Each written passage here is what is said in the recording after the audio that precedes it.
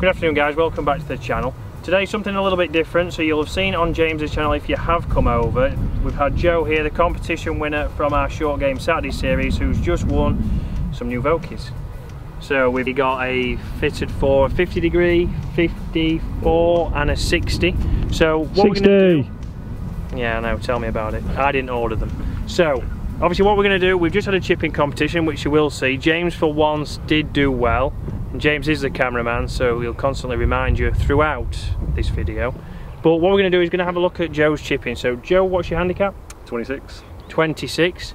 Again, plays quite regular, especially since lockdown. Has been playing a little bit more, but struggling a little bit with your short game. Yeah. So again, explain to the guys what you're struggling with, what kind of strikes are you getting? It tends to be that when we're sort of a little bit closer to the hole, that struggle when we get to sort of the shorter distances. Yep. It seems to either chip it a couple of yards or completely go too far. It never seems to be. Yeah, perfect. So some that he probably catches a little bit heavy, some that are a little bit thin that run on, which is a common theme that we see with most amateurs. So again, getting a consistent strike pattern. Again, off 26, we should be able to save Joe some shots if we can get him a consistent strike and a consistent fly. So we're going to get Joe to hit a few now. I'm going to film them up as I would normally in a lesson.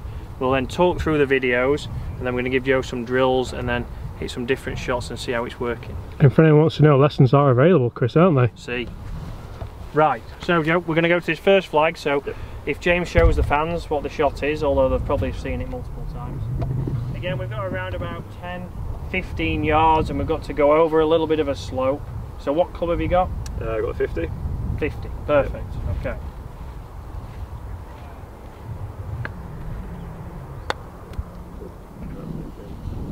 So that's sometimes happens, yeah? Yeah. I think 60 is the shot here. I thought you might somehow. Little 8-iron bump and run.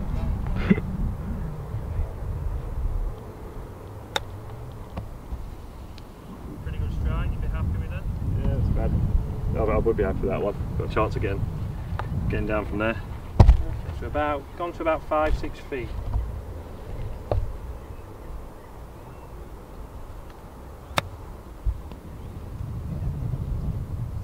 Again, another one. Yeah, really happy with that. Good job I had a warm up before I start filming this.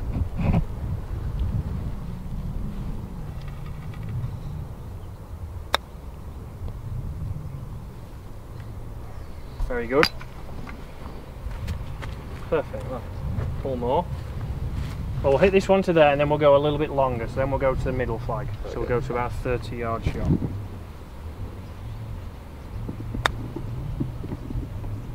Oh, Joe. Pretty good. Okay, so now let's go these last two. We're going to go to the middle flag, which I would say is about 30 yards. So expectations, how close would you want to hit it?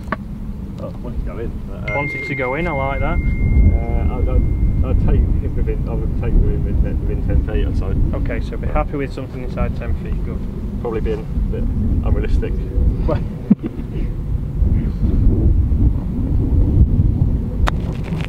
that can also happen. That also happens. We've all been there. Little Damien. That was a shack of his lot, that, weren't it?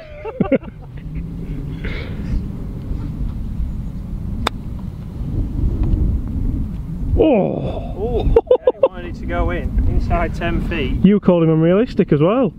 I said no such words. Okay, perfect. So we'll have a look at those. So obviously when you're picking your chip shots, do you pick a landing zone, or are you more focusing on the flag when you chip? Would you say? No, well, to look at the green, having watched your short game Saturdays, I don't try and pick a spot that I'm trying to land it in. Okay, yeah. And so at 50, you're supposed to look maybe about half, for this club, maybe about halfway there, yeah. Let it run on in this sort of distance. Okay, so what club would you say you use the most around the greens at the moment? Would you say it's... When I'm this close, particularly to the front pin, I'd probably look into more like an 8-iron plan a bump and run, because I haven't got the confidence to play a proper chip shot, because as you saw, one can duff out straight, duff out right. Yeah, okay, perfect. So let's have a look at your videos now. Let's slow things up.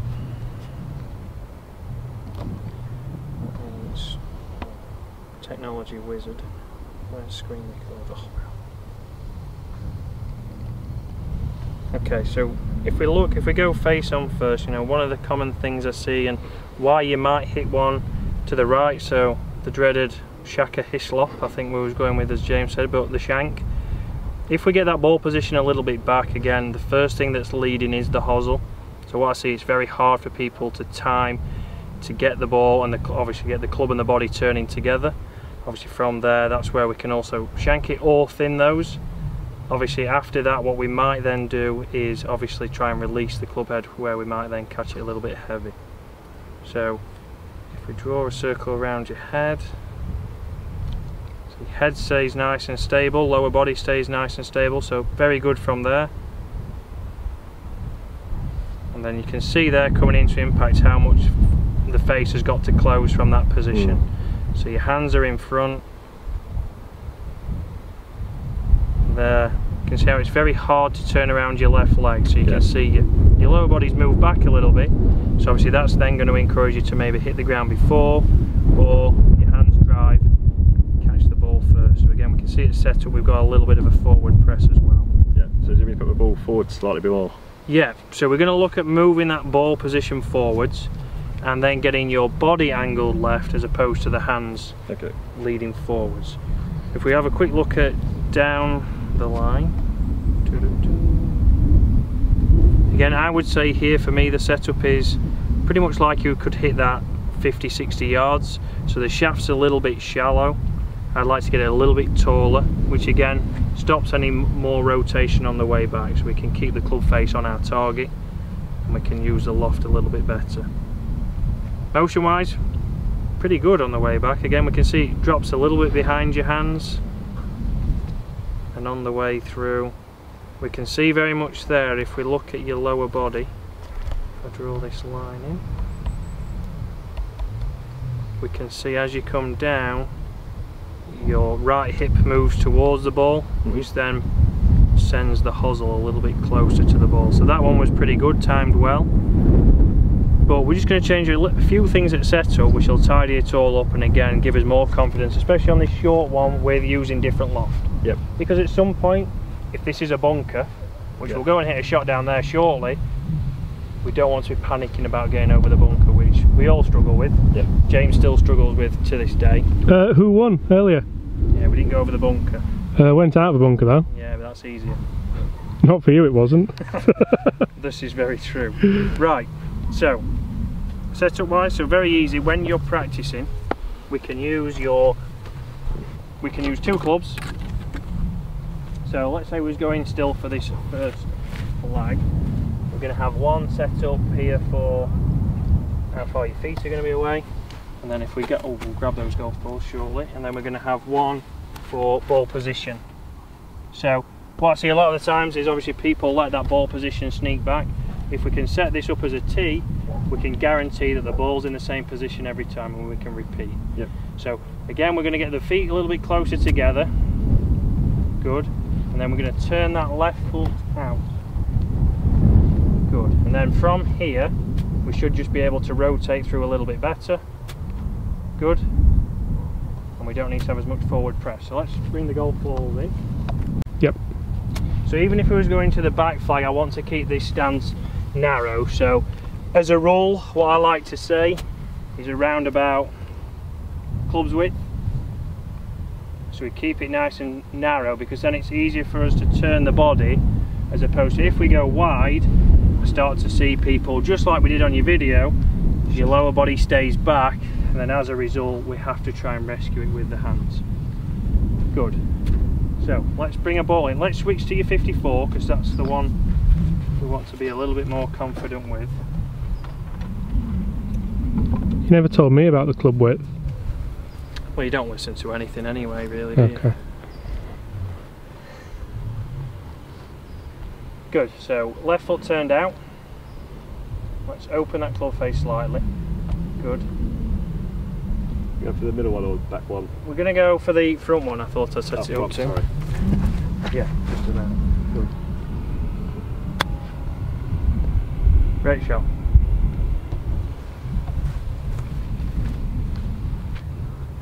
So again, you can see there it's less fighting. We've now got the ball position, so look at your feet now. So look how close it's, there you go, it's snuck back again, hasn't it? Yeah. That's it, good. So open the club face slightly, good.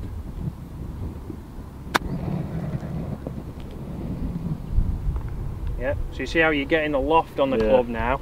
As we start to rotate a little bit better, that'll be good. But you can see those two already are as good, if not better, than your best 50. And you'd hit, let's say you'd hit 20 to practice already this morning. So ball position good, left foot turned out.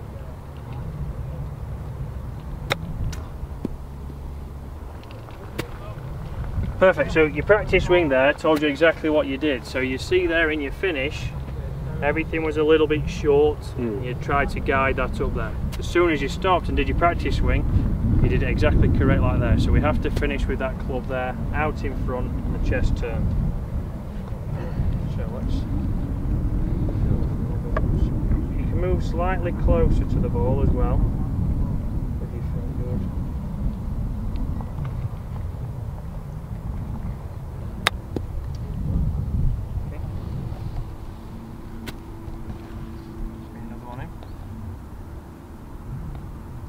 Just check now at your feet, so look how it's gone back in your stance again, good.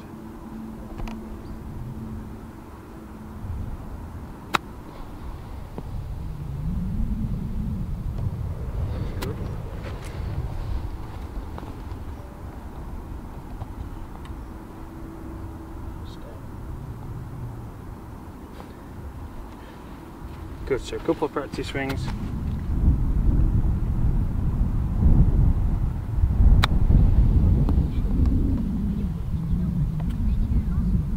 That's it, so a little bit short, so what would we put that down to? What are you going to put that down to? I didn't really finish the follow through. I felt like I stopped after the shot. Yep, so we didn't go far enough back to start with, and then as a result we didn't go far enough on the way through. Okay, so that slipped back again in your stance, so look at that, there we go. Let that come forwards.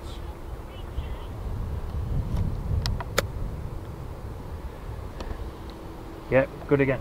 So you can see, whenever it slips back, that's when they go right. Yeah. Okay, so again, if it's just explaining on, it's just like anything. If we're hitting down with the club, if I move my ball position back, as we can see, that club is still open until we get to here. The low point is when it's square, and obviously if we keep that forwards with our weight left, we can really turn on to that finish, and it allows the body to turn, whereas if we're back, again we have to try and fight it and hold that off, which is what we saw from your bad ones. So obviously keeping a check of that there, ball position, feet not getting too wide, and then from there you can see how the motion's good, like we saw. Now that foot's turned out, we can make sure that you actually turn around this left leg as opposed to turn back. So let's hit this one.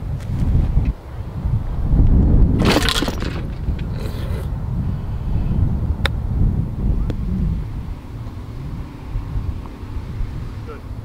So good strike, good flight, distance was just due to the swing length. Yeah? Very good. So if we look at that now, so if we look at down the line first here, we can see that obviously before we had a little bit more knee bend, especially the back here is a little bit more rounded at the top. You can see because we're now a little bit taller and the shaft's a bit taller, we're a little bit more athletic, which makes it easier for us to rotate. So obviously, as we know in short game, rotating through the ball makes it a lot easier for ourselves. Again, we can look at the hands, we see how they're a lot further away from the body, so we've got a gap there, so obviously we can rotate from there. We're not worried about it hitting our legs, or we have to move the hands forwards, which is what we saw when you hit the shank earlier on. So motion wise here, we can see again,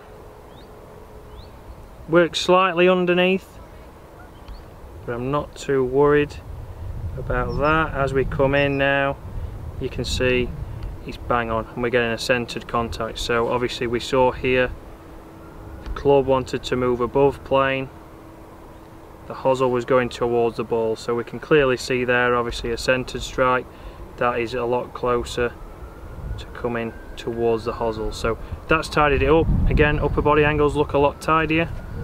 So if we now go to face on, should be able to see the biggest difference here with the ball position. Yeah, it's a lot further forward, isn't it? A lot further forwards. Again, stance is a lot narrower. So again, we've got less forward shaft lean at setup.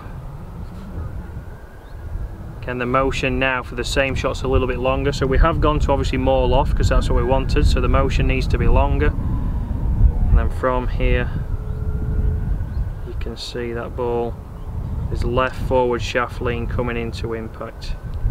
So a little bit less on the way through. We've got more loft. We can see we turn through nicely. So let's have a quick look at the lower body. So we can see how that wants to turn back.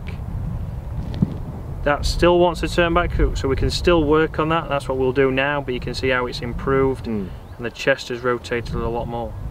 So pretty good for only hitting, what, 6-7 balls? Perfect, so let's work on that now. Okay. Right, so just to wrap it up, obviously we've gone through Joe's session there. Obviously we've worked mainly on setup because the motion was pretty tidy, so we've tidied those things at setup. So all we've got him doing now is just having a little bit more weight left at setup to make sure he can turn around that left leg. So we've got his 54, so he's had a few shots and he's going to hit this last one now.